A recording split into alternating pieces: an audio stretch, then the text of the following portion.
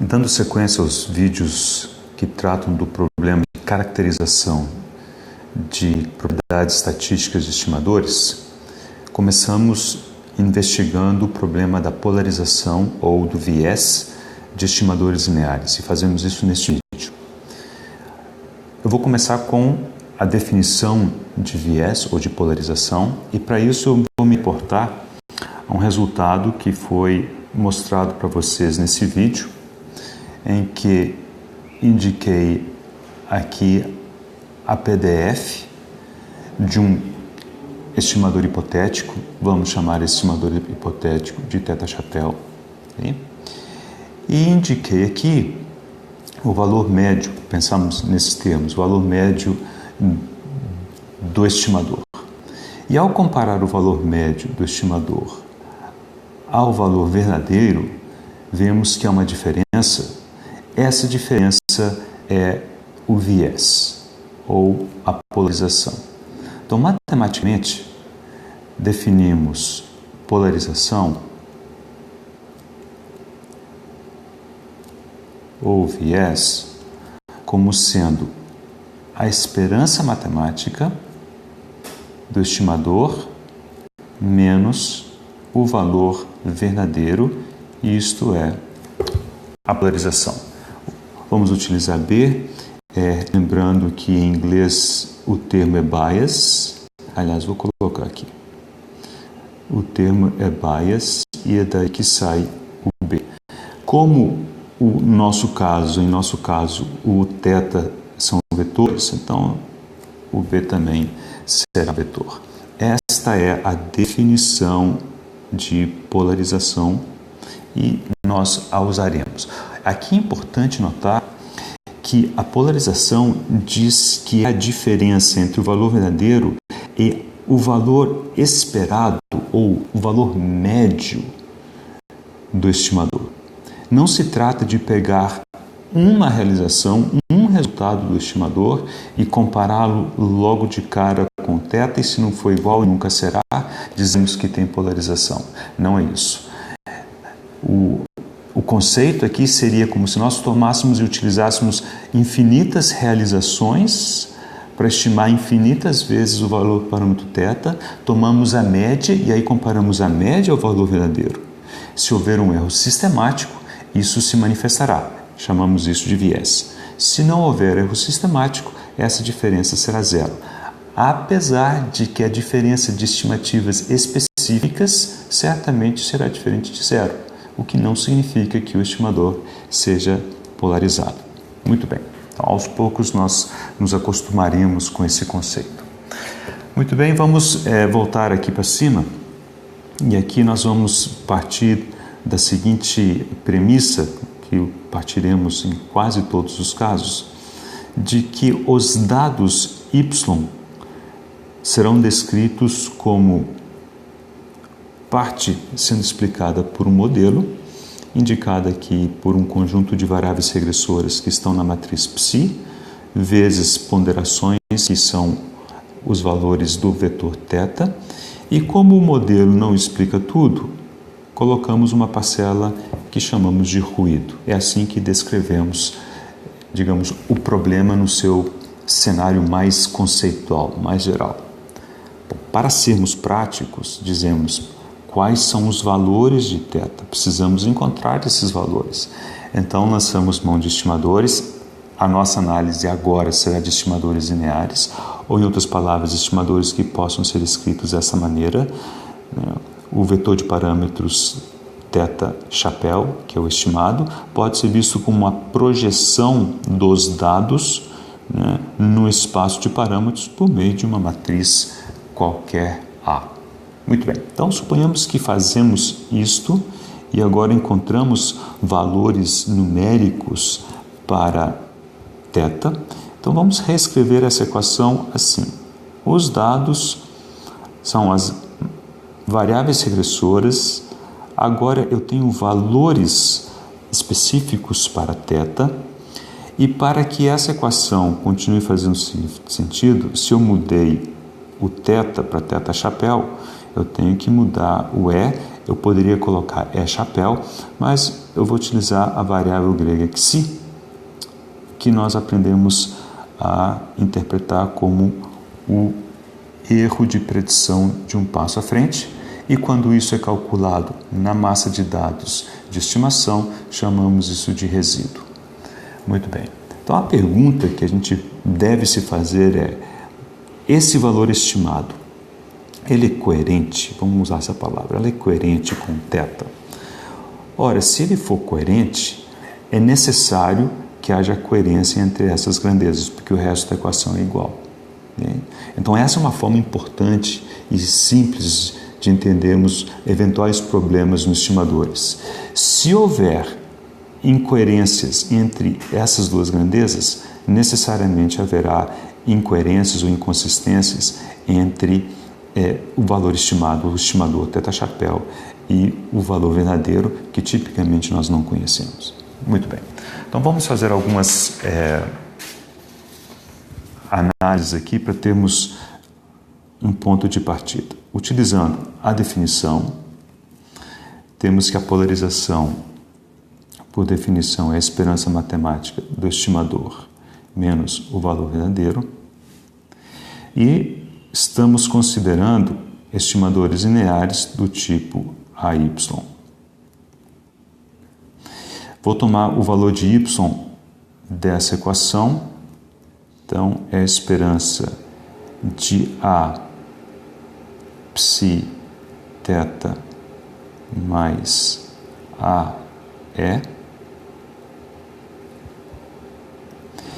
E agora, como esse θ é um valor determinístico, desconhecido, mas ele existe e ele é determinístico, posso colocá-lo para dentro da esperança matemática.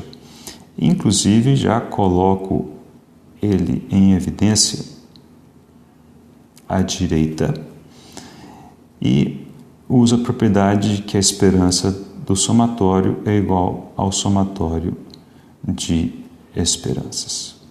Muito bem, então temos essa expressão. E claro, a gente quer se perguntar ou questiona quais são as condições para que o viés seja zero, para que a polarização seja zero.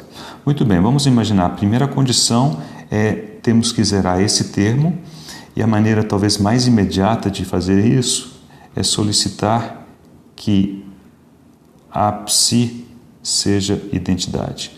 Se a psi for identidade, esse termo é zero. Agora temos que zerar este outro termo. Uma maneira de fazer isso é se A e E forem independentes. Isso é um pouco forte, mas por enquanto vamos considerar isso. Então, a esperança do produto se torna o produto das esperanças. Se isso for verdade, basta agora solicitar que o ruído tenha média nula, o que não é normalmente um absurdo. Normalmente é isso que ocorre. Ou melhor, é isso que precisa ocorrer para que tenhamos polarização nula. Outra maneira de escrever essas duas restrições ou condições é solicitar, ou seja, solicitar que a E seja zero é pedir que E, ou seja, o ruído, seja ortogonal às linhas de A. Essa é uma outra maneira de interpretar essas duas considerações. Muito bem, vamos especificar o problema agora para o caso do estimador de mínimos quadrados. Para o caso do estimador de mínimos quadrados, a matriz A ela é dada por isto e imediatamente vemos que, nesse caso, aquela primeira condição, A psi igual a identidade, ela se confirma. Okay? Agora, no desenvolvimento que faremos, eu vou precisar então, dos seguintes pré-requisitos, tipicamente um resultado que desenvolvemos no vídeo sobre ortogonalidade do estimador de mínimos quadrados. Chegamos a este resultado. Então, começo com esse resultado. Se você quer saber como chegamos a ele, basta assistir aquele vídeo.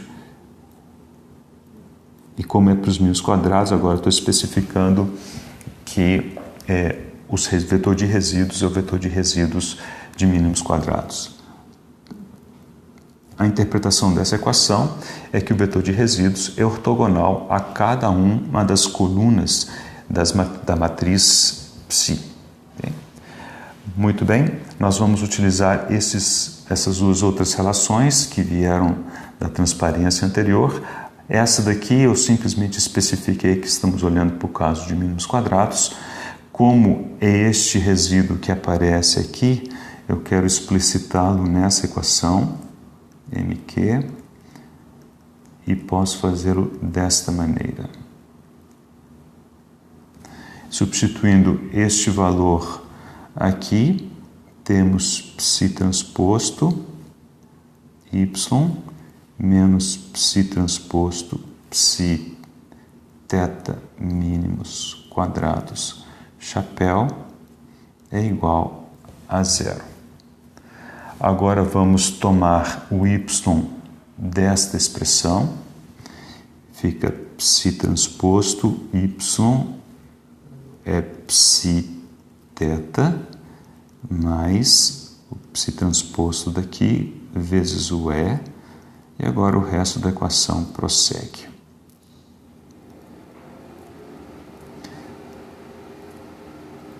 Igual a zero. Colocando em evidência o psi transposto psi,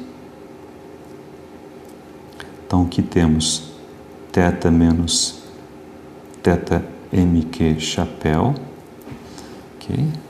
E colocando esse termo à direita, eu vou trocar os sinais e tomar a esperança matemática dos dois lados. Então, esperança matemática de psi transposto psi θ menos, aqui eu combinei de trocar o sinal, θ chapéu mq menos θ igual a esperança matemática de psi transposto E. Agora uma pequena manobra. Lembre-se que essa matriz de regressores ela é composta de medições. Uma vez feitas as medições, são grandezas conhecidas e, portanto, nós a consideraremos determinísticas e podemos tirá-la da esperança matemática. Então ficou assim, psi transposto psi, esperança matemática de θ chapéu mq menos θ igual a esperança matemática de psi transposto E. Lembre-se que isso daqui é a definição de vetor de polarização. Então, premultiplicando pela inversa desta matriz, temos finalmente este resultado. Errado. Agora sim. E a condição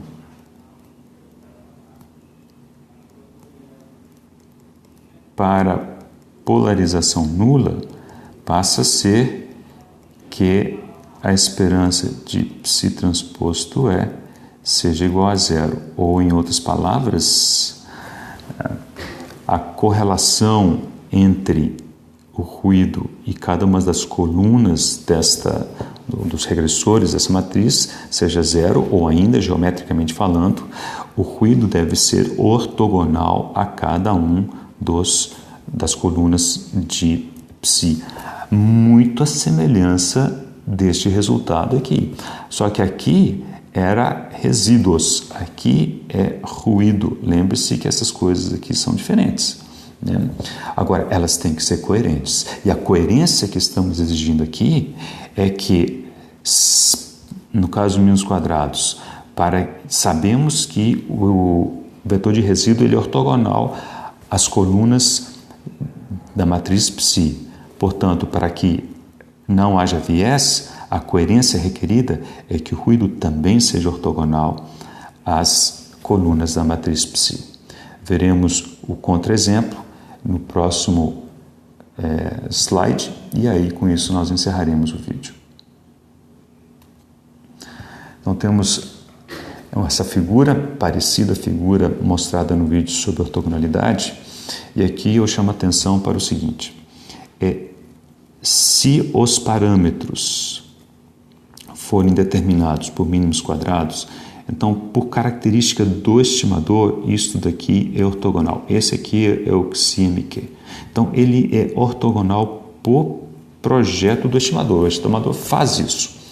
Agora, suponhamos que o ruído não seja ortogonal a os regressores, no caso aqui estou indicando duas colunas da matriz Psi.